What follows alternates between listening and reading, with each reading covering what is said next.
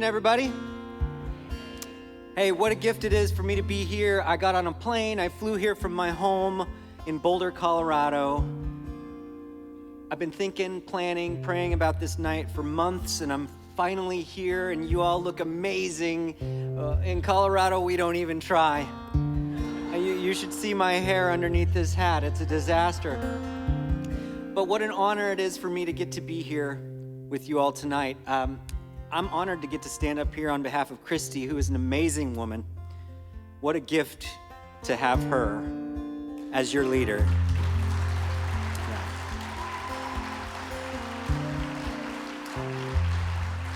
So I'm honored to get to share my story, the Young Life story, and a little music with you, and to get to stand up here on behalf of Christy and Leilani and Tony and the committee who put tonight on, the volunteer leaders, and most of all, your kids.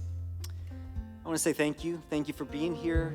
Thank you for supporting Young Life, or thank you for coming and taking a look for the first time, because the truth is that you all are a massive part of making this ministry and mission go.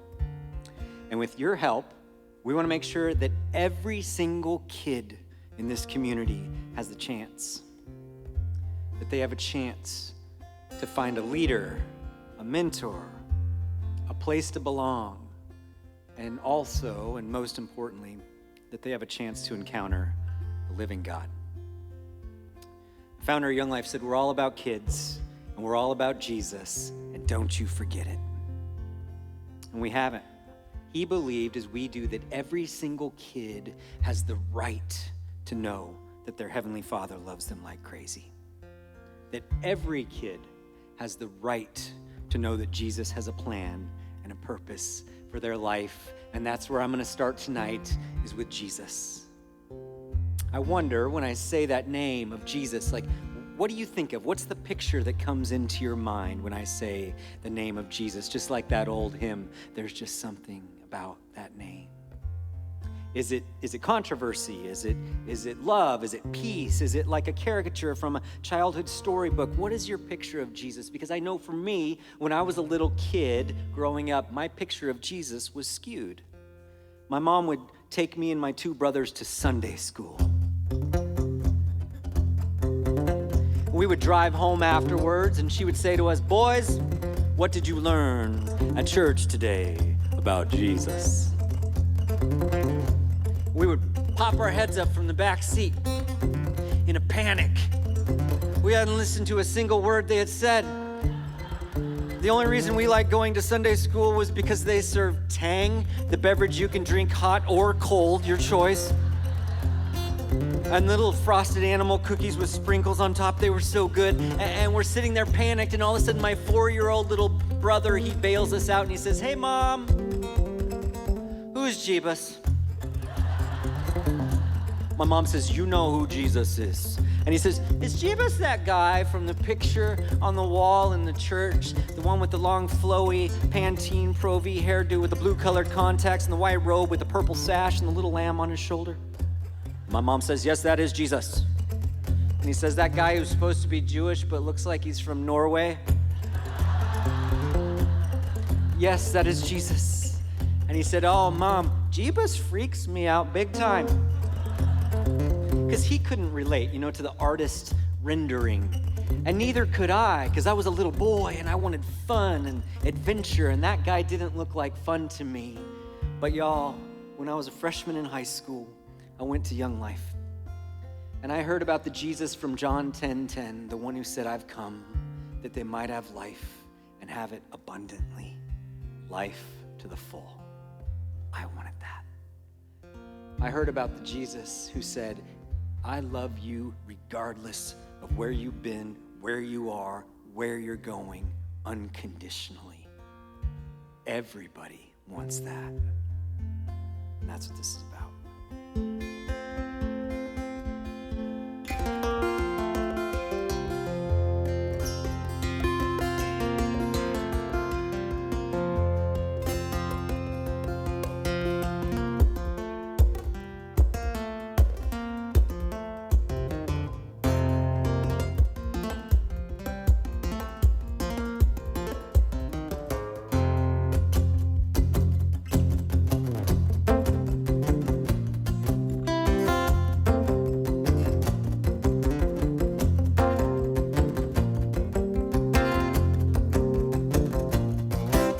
says, hey, hey, hey, how does that song go?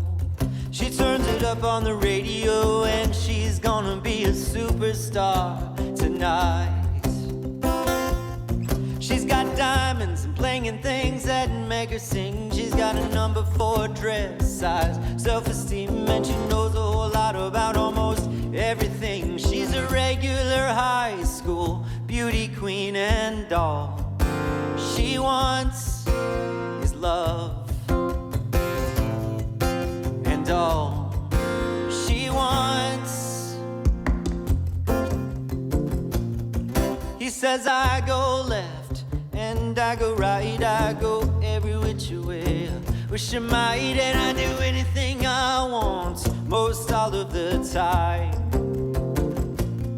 And he's got a jacked up pickup truck, kinda right, and he's hard on the gas, easy on the eyes, but it's nothing more than just a cheap disguise. He's got a messed up family and a messed up life, and all he wants is love. But somewhere deep inside our lives we know there must be more. But still we run and hide, say, what do I need this Jesus for? We say that I'm the outcast, and I'm afraid, I'm ashamed most every single day. And I've been broken and I've been used, I'm the same as all of you. And all we want is love.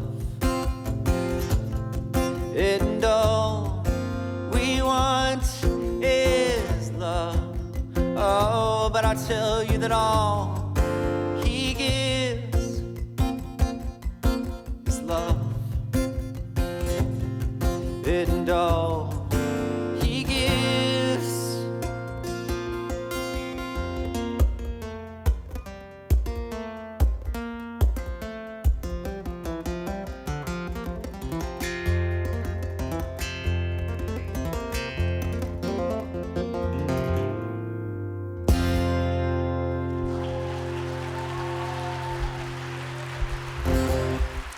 Thank you. Well, 1 Thessalonians 2:8 says, we loved you so much that we were delighted to share with you not only the gospel of Christ, but our lives as well. And this is a theme verse in Young Life because Young Life leaders share the gospel with kids, but they also share their lives with kids. It's a thing that we call contact work, and it just means being with kids on their turf in their world, and it is the heart of the ministry. It was in 1939, there was a young seminarian in a little town called Gainesville, Texas. His name was Jim Rayburn. And he was speaking to the head pastor at his church, and he said, you know, I feel like the kids that really need to come to our youth group, they're not coming. The kids that really need to be here, I don't know how to get them here. And the pastor thought about it for a minute, and he said, well, you know what, Jim? Maybe if kids aren't coming across the street to us, maybe we need to start going across the street and go to them. And 2 years later, in 1941, Young Life was birthed out of that idea. And Young Life leaders have been going across the street to kids ever since. For your kids, it would be, going and hanging out at the mall or going to the coffee shop, or can you imagine a middle-aged Young Life leader in the middle of a student section at a high school football game? If you haven't tried that, you should, because you'll have more respect for these leaders than you'd ever believe, because it'll scare you to death. I mean, I know for me, whenever I step onto any middle, high school, or college campus, I am transformed. I'm just taken back in time, and I remember who I was as that freshman in high school. I remember, and all the insecurities come flooding back. I remember that kid who said, does anybody like me? Where do I belong? Am I attractive? Where do I fit? You could picture me back then. I had short hair on top, long hair in the back. I was business by day and party by night. I had a home perm in the back of my hair that my big brother gave me. Thank you. I wore Converse All-Star shoes, Jordache jeans and a Def Leppard tank top. And I was a fast driver. I drove a 1969 jet black Chevrolet Camaro with dual exhaust and nitrous in the trunk. In my dreams. I actually drove a 1985 peach-colored Ford Fiesta. It was 4 cylinders of pure power. And I had one friend, and his name was Trace. And Trace and I would hang out at school at the lunch table every day in the cafeteria. And we would often see this mid-20s guy come into the cafeteria. And he knew everybody, and everybody knew him. And we didn't know why he was there, but we could tell he was awesome. His name was Dave, but we called him Super Dave. And one day, we're sitting at the table, and Trace says to me, "Jonah, I think Super Dave is walking towards us." And I looked up, and I said, I think you're right. Be cool, be cool. And then Dave came up, and he said, "Hey, you're Trace, right? You're Trace, and you're Jonah?" And I said, "Yeah." And he said, "Hi, my name's Dave." And I said, "Super Dave." and he said, "Hey, I heard you guys are big skiers. Is that true?" And I said, yeah, we like to ski. I grew up in a little town in the middle of the mountains of Colorado called Buena Vista. And in my town, we didn't have McDonald's or movie theaters. We had rivers and mountains, and we would rock climb and ski and fly fish. That's what we did. And I said, "Yeah, we like to ski." And he said, "Well, I love to ski too." And I was just wondering, would you guys ever want to go with me? Like, I'd love to come. I'll come pick you up at your house, and we can go up to the mountain and ride all day, and then I'll take you home afterwards. And y'all, my first thought was, wow, that's super creepy, man.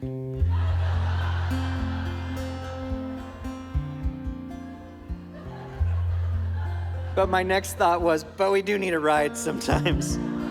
This is before the Ford Fiesta, and so we did. We started going skiing with Dave, and after a while, we became pretty good friends with him, and after he'd sort of earned the right to be heard in our life. This is terminology we use in Young Life because we believe that kids don't care how much you know until they know how much you care, right? After he'd earned the right to be heard in our life, he said, "Have you guys ever heard of Young Life?" And we said, yeah, there's like some camps around here or something, but we don't know what they do. And he said, "Oh, it's super fun. I'm in charge of it in our town. We get together once a week, and you know, we eat good food, and we play some games, and a lot of the cute girls go." And we said, "We want to go to that place." And so we did. We did. And if you don't know what club is, Young Life Club is we call it a party with a purpose.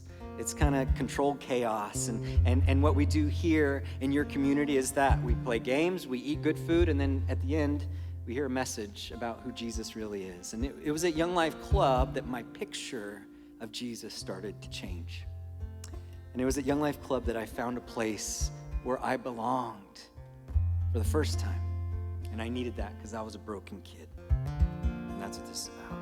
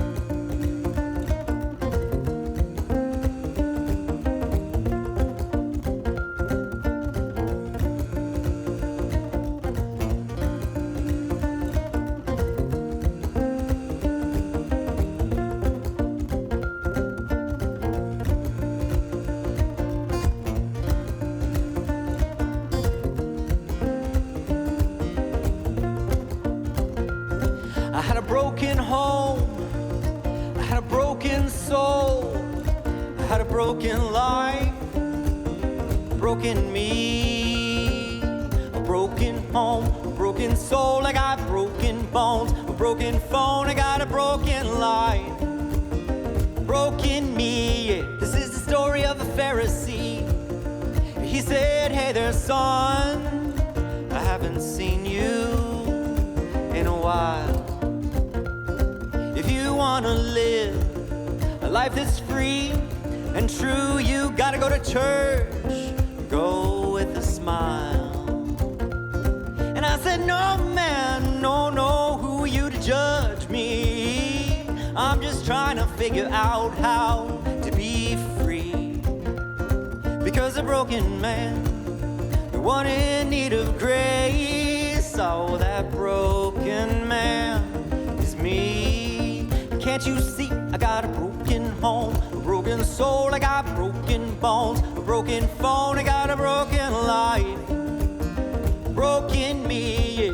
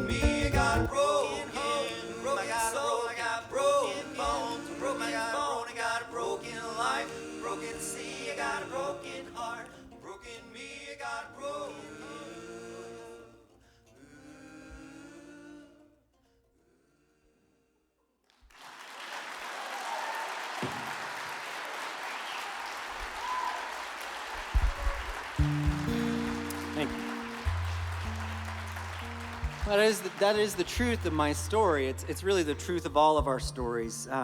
But before I move on, I do want to remind y'all that tonight is our big fundraiser for the year, and for Lynnwood Terrace Young Life, our annual budget is $380,000, and that's money that we raise solely from this community, which is amazing, and that's money that goes back into ministry solely for kids in this community, which is incredible. And we'd love to raise all of that tonight if you want to.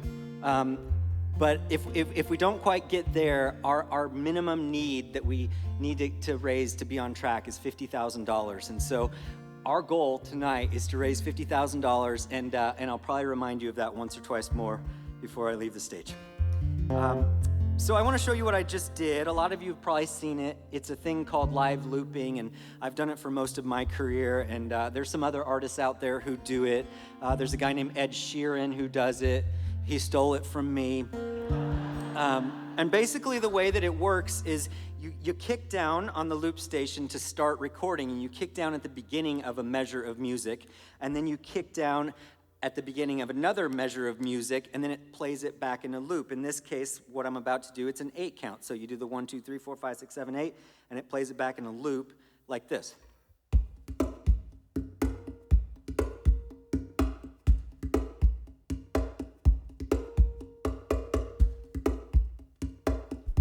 And then, so you have to do it kind of perfectly on rhythm, otherwise it's a train wreck, but that's pretty good. And then you can do what's called overdubbing, and that's when you play on top of that bass layer loop. And you could do 100 different overdubs if you wanted. You could do like maybe more percussion.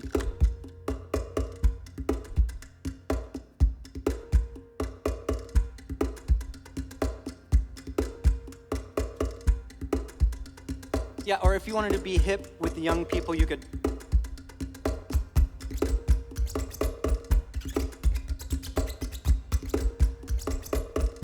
Or if you wanted to be more like my generation, you could.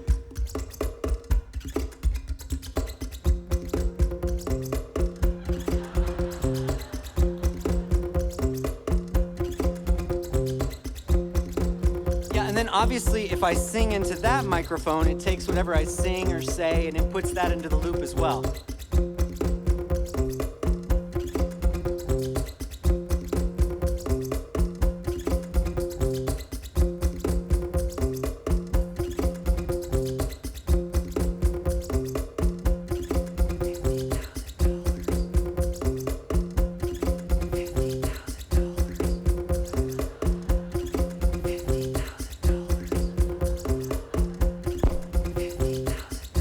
sometimes the loops can kind of get jumbled up and it's kind of too much. But the cool thing is I can actually take out old loops that I've created in order to advance the message I'm trying to get across to my audience. So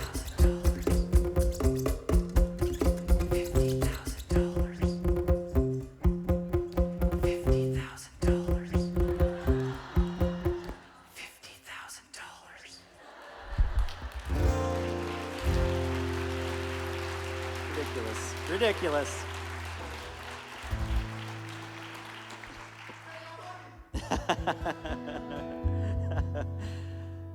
So y'all, I would have gone to Young Life Club every night of the week if they would have had it, because for me, Young Life Club, it felt like home. It was a place where I felt like I truly belonged, and my home, it was messy. It was messy. It looked probably like a lot of yours. On the outside, we looked fine, but on the inside, we were falling apart. I had a loving dad, but he got caught in the throes of pain medicine, and he was addicted to and abused opiate narcotics all of my growing up. So he was there, but not there. And my mom worked minimum wage to get our family through, and I was a broken kid. And I would go to club, and I just felt this sense of ease, and I could breathe, and I was loved for the dorky kid that I was. And I kept going, and Dave said to me, "So Jonah, are you gonna go with us to summer camp this summer?" And I said, "What's summer camp?" And he said, "Oh, it's amazing. You'll love it. It's a whole week long. It's just like Young Life Club, except it's even more fun. And there's like 20 times as many girls that go, and they're all from California." And I said, "Dave, I want to go to this magical, magical place." Because, I wanted love. Like that first song I sang, "All We Want Is Love." I wanted to find love. And when I was in high school, I had a couple little relationships here and there, but I don't know if any of you can relate. Like, they all seemed like pretty one-sided. Like they were the kind of relationship where, it really seemed like the girl and I, like both of us were, she and I were both really in love with her, but neither of us cared for me all that much. And find love. And Dave says, "Well, just get your deposit in by such and such a date and we'll be good to go." And I said, "Oh, I didn't know it cost money." And he said, "Yeah." And I said, "Well, my family doesn't have any extra money, and so I don't think I can go this time, Dave." And he said, "Oh, well, we'll figure it out. We'll fundraise. We'll figure it out, Jonah." And so we did. We did the car washes and the things that kids do to raise money for camp. And then the deadline came, and he said, "Jonah, I haven't checked. Have you raised all your money for camp yet?" And I said, "Honestly, Dave, I haven't even raised half. I don't think I can go this time." He said, "Oh, man." And then about a week or 2 weeks later, I got a phone call. And I said, "Hello?" And on the other end, I heard, "Jonah, it's Super Dave." And I said, "Hey." And he said, "You're never going to believe it. I just got off the phone with somebody from our town, and they want to pay for the rest of your Young Life camp." And I said, "What? Why?" And he said, "I really think you're supposed to go." And y'all, I don't know who that person was who did that for me, or who that couple was that did that for me, but I wish I did. Because I would love to look them in the eye and say, Did you know that because of you, my whole life changed? Forever. I wouldn't be here tonight if it weren't for that experience. And Young Life Camp is incredible. I've had the privilege of getting to be the camp musician for your kids at camp. And I see them as they come off the boat or come off the bus. And then I see them a week later when they get back on, and they're different people. And if you think, "Oh, well, can a kid's life really change in a week of camp?" Oh, if you know, you know. A kid's life can change in an instant when they're confronted with the love of the Heavenly Father. Went to camp, and it was incredible. And the speaker spoke at club every night, and he said, "Yes, we are broken people. And no, we can't sort of get to God by being good people or by our own good merits." He said, "But God loved us so much that while we were yet sinners, while we were yet broken, he sent his son to pay the price for our sin so that we could be in right relationship with God." And I remember the end of the week, Dave said to me, so where does this land with you, Jonah? Like, what do you think about all this? And I said, oh, I've heard a lot of this growing up, and I still have a lot of questions. But the truth is that I just want to be like you. I just want whatever you have. And what Dave had was Jesus. And so I decided to follow Jesus and take that leap and start the journey of faith. And faith is a journey, right?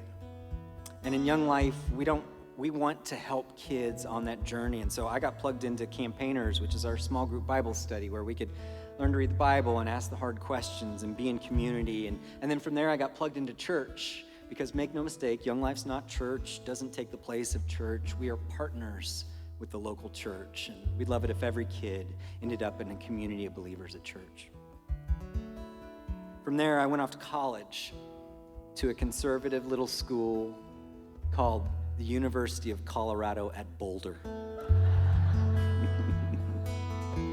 Faith is a journey.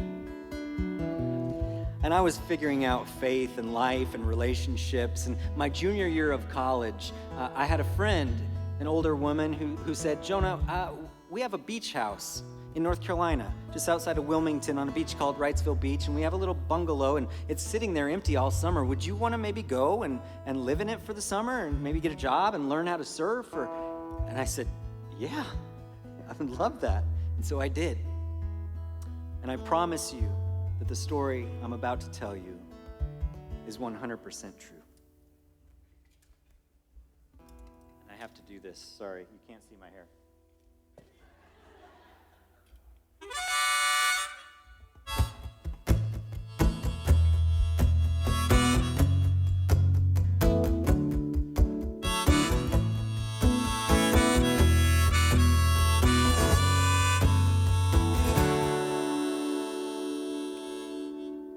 What if I fall?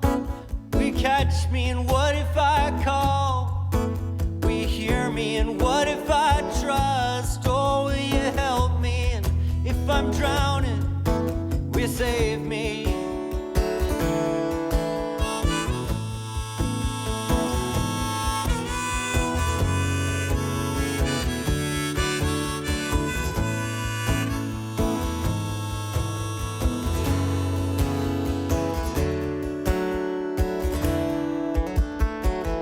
I got a job and I was living on the beach and I was learning how to surf and I was navigating life and faith and all the things and I was figuring out relationships and I just kind of got stuck.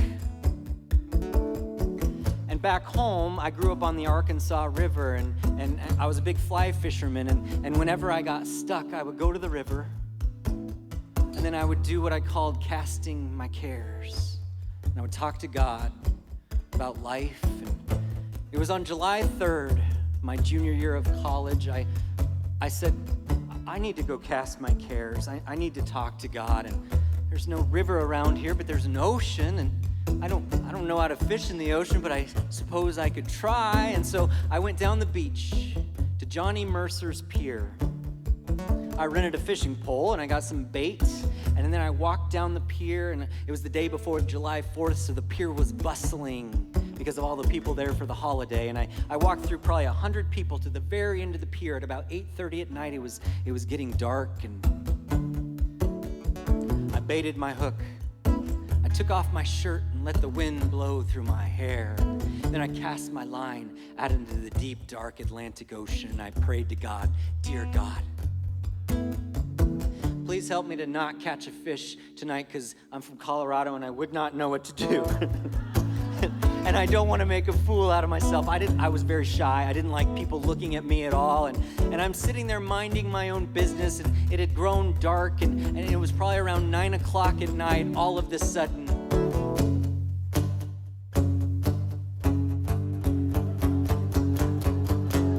I got a bite. Oh no. and it was a big bite. And it started pulling on my line, and it started pulling my line out of my reel and making that noise that it makes when it's pulling on your reel's drag. And all of a sudden, this couple next to me, they looked over and they said, "Oh, I think he's got a big one on there."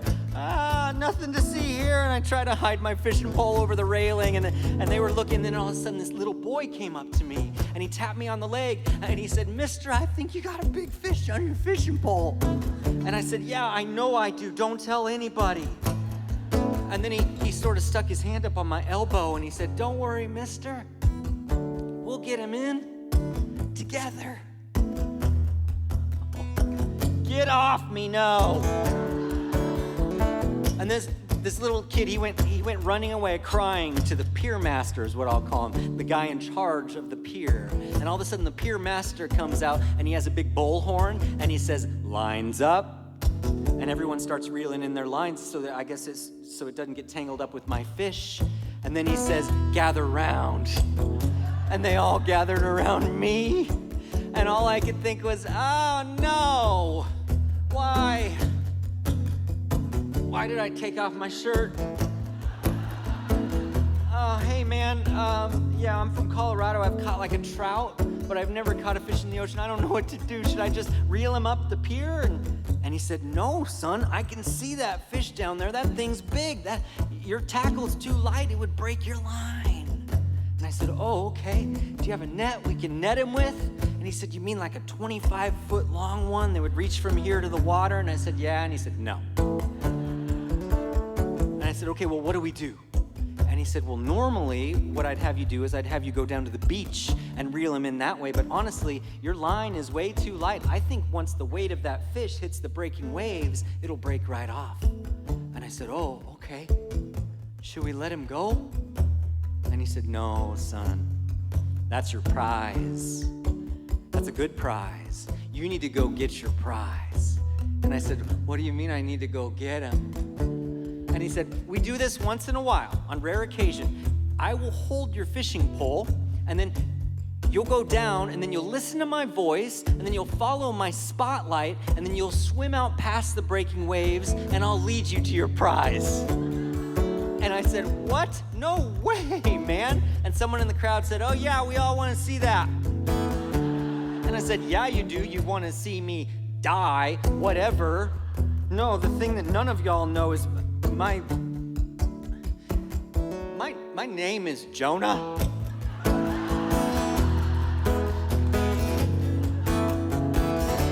"And what if I fall? Will you catch me? And what if I call? Will you hear me? And what if I trust? Oh, will you help me? And if I'm drowning, will you save me?" They all just stood there. And they were waiting for something, and I didn't know what to do. I mean, I knew I was created for life to the full. I knew it, but I would rarely take a risk in my life. But there was something inside of me that just said, "Just go. Just don't think. Just go." And so I did. I handed him my fishing pole, and I took off running down the pier, and I ran down the stairs to the beach, and I kicked off my shoes, and I ran toward the water in like slow motion David Hasselhoff Baywatch sort of fashion. And then I got to the water's edge and I dove in. And I landed on my chest in the sand because I didn't go quite far enough out. But I got back up. And then I got into the water and I started swimming through the breaking waves. And he said, "It's not that deep. Don't be afraid. Just listen to my voice and follow my light, and I'll lead you to the prize." And eventually, I was there, face to face, with this black and white zebra-striped fish with big human-like teeth. And what do I do now? And he said, "He's pretty well tuckered out by now. Just grab him by the tail and the gills and bring him on home." That's crazy. But I did. I grabbed this fish. I'm so sorry. And I started awkwardly trying to swim back. And the waves eventually brought me tumbling into shore. And I stood up on the beach and I held up my prize and everybody cheered. Then I went up to that little pier house there. And he saw me and he saw the fish and he said, "Oh man, that's a big one. That might be one of the biggest I've seen." I said, "I don't know." And he he said, I got to take down your information, son. And so he did. He took down my info, and he took a Polaroid picture of me, and he hung it on the walls of Johnny Mercer's pier. I went back home and to Colorado, and in September, I was at my parents' house, and my mom came into the living room, and she said, honey, you just got something in the mail, and it was this manila envelope, and I opened it up, and there was a certificate inside, and it was from the state of North Carolina, and it said, this hereby certifies that Jonah Werner has caught a record-sized sheep's head fish off of the coast of North Carolina. And I said, hey, Mom, you got to get back in here. And she came in and she said, what is it, honey? And I said, you're never going to believe it. I've only caught one fish in the ocean in my whole life, and it was the biggest one they had. Does that make me some sort of hero? And she says, oh, I don't know, honey. But that's going to make for a good story someday. And I promise you, that is a true story. Nobody ever believes me. But Jonathan, there it is. I mean, look at that hair. That's incredible. Ridiculous. So, you know, the reality is, of course there's a metaphor in there. Of course there's a lesson in there, right? Like most of us in our lives, we sort of hang out on the pier, and we don't really want to shake things up. We don't want to cause a scene. We certainly don't want to dive into the cold water. But the truth is that God says you were made to trust in something so much bigger than yourself. You know, you were made to dive in and to trust that if you dive in, that I'll catch you, I'll hear you, I'll heal you. And when you dive in your life, when you dive in your marriage, it grows stronger. When you dive in at work, it becomes more fulfilling. When you dive in and face the hard things in life like addiction, you become free. When you dive in ministry with adolescents, it changes the face of a community. Revolutionizes it, in fact. And so that's my message, really, you know, without trying to sound too cheesy. That's my message, is that instead of dipping your toe in the water, that you would truly dive in with these kids so that they might be able to know that they're loved, that they're seen, that they're found. And it's okay if you have questions along the way, or insecurities, or fears. You just listen to his voice, and you follow his light, and he leads you to the prize. And it's okay if along the way you say, but what if I fall? Will you catch me? And what if I call? Will you hear me? And what if I trust? Or will you help me? And if I'm drowning, will you save me? Will you save me?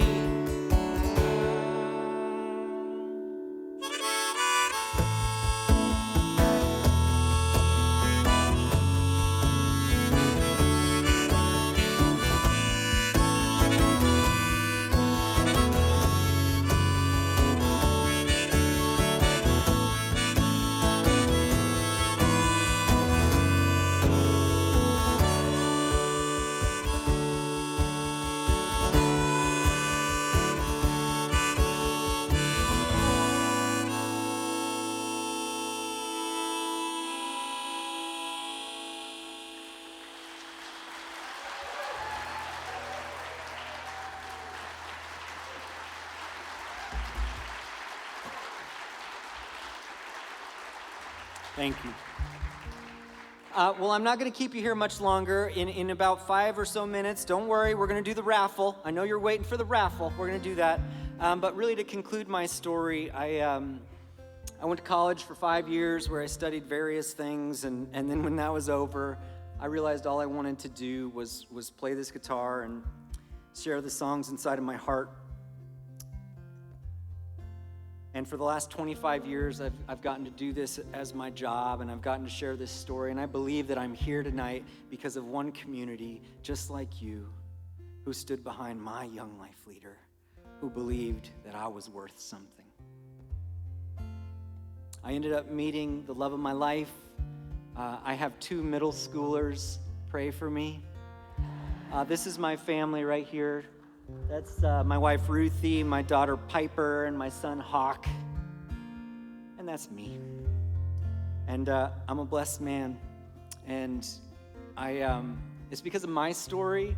It's because of so many stories of yours in here that I know are out there. It's because of the stories of these kids. And it's because of every kid that's at home right now wondering, do I belong anywhere? Do I fit in anywhere? Does anybody love me? Or even, is life even worth living? It's because of those kids that I'm not only humbled and honored, but I'm excited that I get to be the guy who stands up here tonight and asks y'all for $50,000.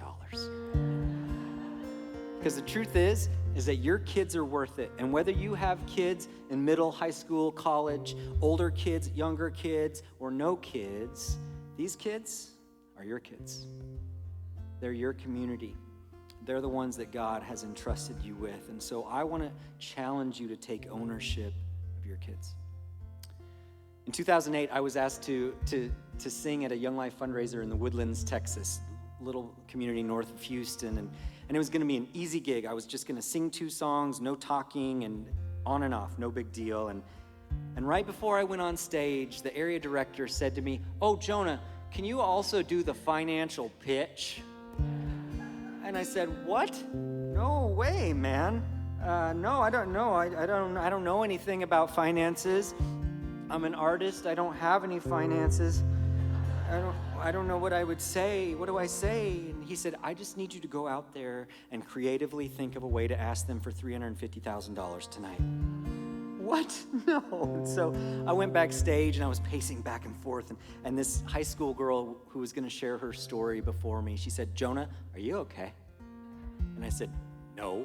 That guy just told me he wants me to ask for $350,000. It's 2008. The housing market has crashed. Everyone's in financial panic, and nobody's going to be able to give anything tonight, and they're going to blame it all on me." And without missing a beat, that young lady said, "Oh, this is not about you." Right? Like, or me. It's not about us. Tonight's not about anything we do or say. Tonight's about who God brought here. And I think that if they're honest and they ask him what they're supposed to give, we'll raise whatever we need to raise. And I think that if people look at the investments in their lives and realize which ones are foolish and which ones are wise, then I think they would choose Young Life, because Young Life is a wise investment. You guys, I stopped and I thought, I'm going to use all of that tonight. Because that young lady was speaking the cold, hard truth about the difference between God's economy and man's economy, right? The markets go up and down in this world, but the investment you make in your kids never changes. It's always worth it. And it pays dividends that you may not even see until you're face to face with a kid like me who says that, "Did you know that because of you, my whole life changed?" And so I think that's compelling. And we want to keep working. We want to keep growing. And so I want to ask you to dive in. And what does that mean for us? How do we raise $50,000? Well, for some of you, diving in means committing to giving $50, $100 a month. For some of you, diving in means writing a check for $5,000, $10,000, $20,000. It's different for everybody. But my encouragement is, with what God's entrusted you with financially, would you be bold? Would you dive in? And I think that if you do, we'll raise what we need to raise. And we trust in that. And so that's my message. That's my story. Thank you for listening.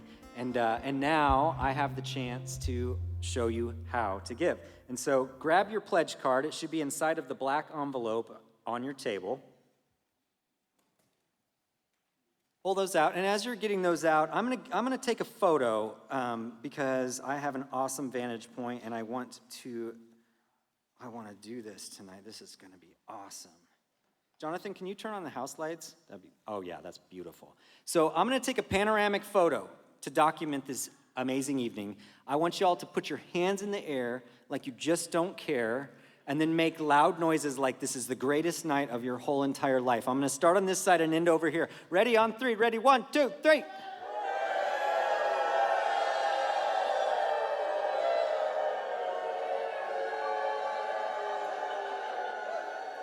So good, so good.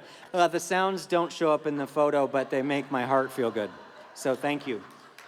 Okay, so first thing I want to say is, regardless of whether you're able to get involved and give or not, we would really ask that every single one of you filled out your information on this card, just because we want to have current info, we want to know who is here, so please do that. And then there's a little section that says, do you want us to contact you? And so you can look at all those different ways to be contacted there.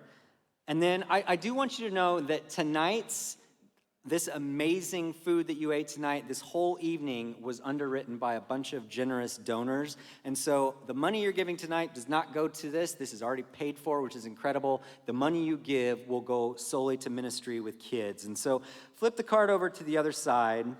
And there's some ways that you can give. Say you came tonight and you're like, I'm going to be crazy and I'm going to write a check for $1,000. Well, we would love that. But did you know that if instead you committed to giving $100 a month, that your dollar would actually go further? And for us, monthly givers are a big deal. They are a big deal to the health of our financial situation. It helps us budget. It helps us know you're on our side. And so please consider becoming a monthly giver. And when you do that, like Christy said, we get $100 for every new monthly giver. And then if you already give monthly and you increase that gift, which we encourage because of the whole inflation situation, that we'll get $100 for that as well. So please consider either becoming a new monthly giver or increase your monthly giving. And then for some of y'all, a one-time gift is best for your situation, and we need those as well. So those are the ways that you can give. And then how do you do it? Well, you can do it by ACH, EFT, that's what I do. Comes straight out of my checking account every month. It's easy peasy, and it shows you how to do that. Or you can do your debit or credit card if you want to get miles and do that as well. You can do that. I promise this info will be stored in a vault. It's safe with us, and so you could do your credit card. Or you could write a good old-fashioned check, and it tells you what to do there. Or you can do cash. Or for those of y'all who are, with the times, you can do the QR code, which leads you to the Young Life giving site, and you can do it on your phone. And the way you do that is you just open up the camera on your phone, and you point it at that code down there, and then the site will pop up. You click it, and it'll walk you through. So those are the ways that you can give. Did I miss anything? Are we good? You feel good? Okay, cool. So I'm going to give you a minute and a half, 2 minutes, and to fill these out. And let's raise this $50,000+, you guys. I know we can do it. Yes, I like it. Pay no attention to me. I'm going to play a song called The One I Play While People Are Writing Their Checks.